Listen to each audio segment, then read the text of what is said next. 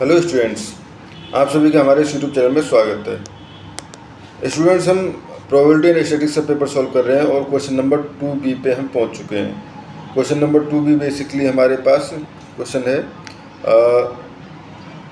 State based theorem, और उसके बाद क्वेश्चन दिया हुआ है an individual have 3 different email accounts, 70% of her message come into the account A1, where the 20% come into the account A2 and remaining 10% come into the account A3 of the message into account A1। ठीक है, A1 account की जो message है उनमें से only 1% are spam, whereas corresponding percentage of the account A2 and A3 are 2% and 2% A2 के spam में जा रहे हैं एंड 5% 3 के अकाउंट A3 अकाउंट के मैसेज जो है वो स्पैम में जा रहे हैं।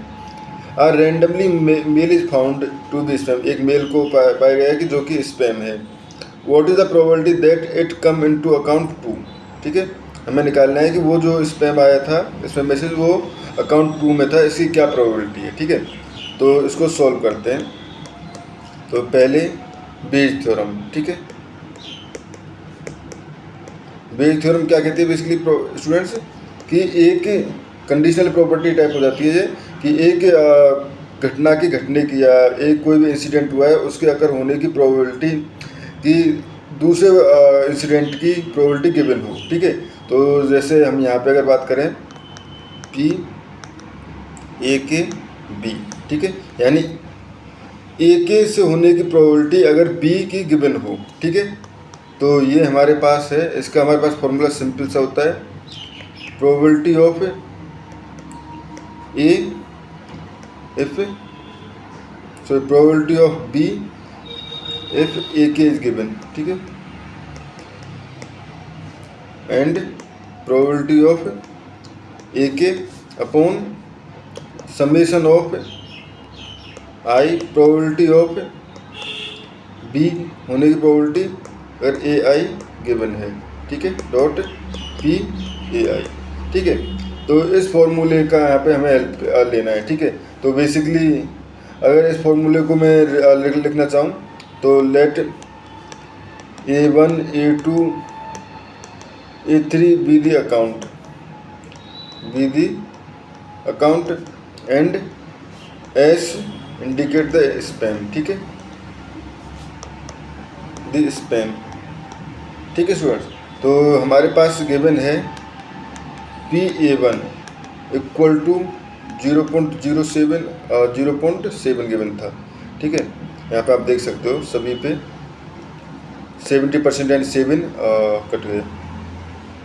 कटना नहीं है।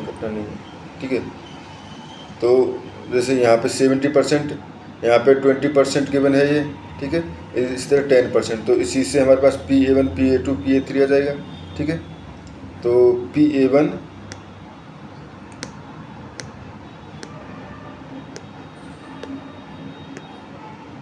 0.7 PA2, ठीक है, 0.2 PA3 0.1, ठीक है, एंड साथ में ही प्रोबेबिलिटी स्पैम होने की प्रोबेबिलिटी अगर वो A1 में है तो, ठीक है, स्पैम होने की प्रोबेबिलिटी अगर A1 में है तो क्या है 0.01, प्रोबेबिलिटी ऑफ स्पैम होने की प्रोबेबिलिटी अगर वो A2 में है तो 0.02, ठीक है, प्रोबेबिलिटी ऑफ स्पैम होने की प्रोबेबिलिटी अगर वो A3 में है, तो गिवन है कि A3 में स्पैम आया है ना, तो एस प्रोबेबिलिटी होने की जो स्पैम होने की प्रोबेबिलिटी जो है वो 0.05। ठीक है, अब हमें निकालना है PA2 अपॉन S, यानी हमारे पास गिवन है कि जो हमारे पास जो मेल आया है वो स्पैम तो है, ठीक है, गिवन है कि स्पैम है, बट हमें प्रोबेबिलिटी निकालनी है कि वो मेल जो है वो A2 में है। ठीक है, तो यहाँ से ये फॉर्मूला हो जाएगा हमारे पास P, ठीक है, स्पैम अगर A2 में आया है तो, ठीक है, ये स्पैम यहाँ पे है हमारे पास कि हमारे पास गिवन है कि A2 में आया है मैसेज, इसका मतलब है मेल जो है A2 में आया है और वो स्पैम है। ठीक है, दोनों में अंतर स्टूडेंट्स यही होता है थोड़ा सा कि यहाँ पे हमारे पास फर्स्ट में हमारे पास गिवन है कि वो मेल जो है वो स्पैम है, ये हमें पता है, बट हमें प्रोबेबिलिटी निकालनी है A2 में होने की। इसका मतलब है कि हमें पता है कि मेल जो है वो A2 में है, ठीक है, बट वो हमारे पास स्पैम है, इसकी प्रोबेबिलिटी जो है वो गिवन है। ठीक है,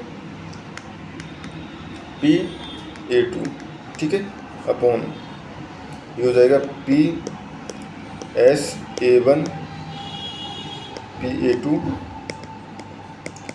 प्लस P(S)(A2) P(A2), ठीक है, प्लस P(S)(A3) P(A3), ठीक है स्टूडेंट्स।